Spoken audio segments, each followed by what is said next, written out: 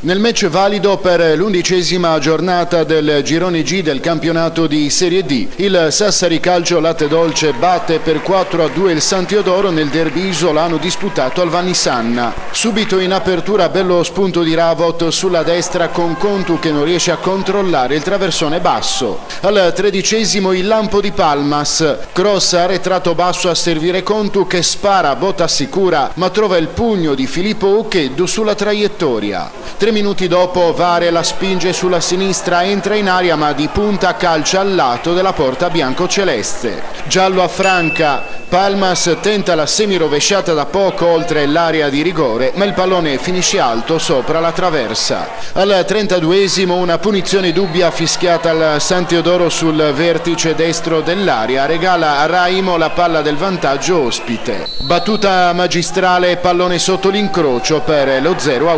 Il Sassari Calcio Latte Dolce reagisce immediatamente ma non trova la porta nonostante 3 buoni traversoni passati indenni nel cuore dell'area biancoviola.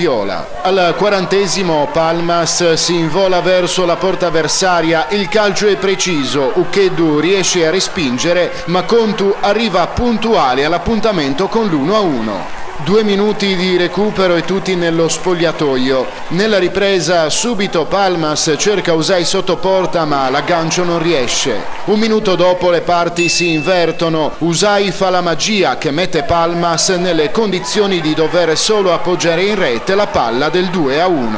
Al 54° doppio cambio per il San Teodoro, entrano Zouri e Regis.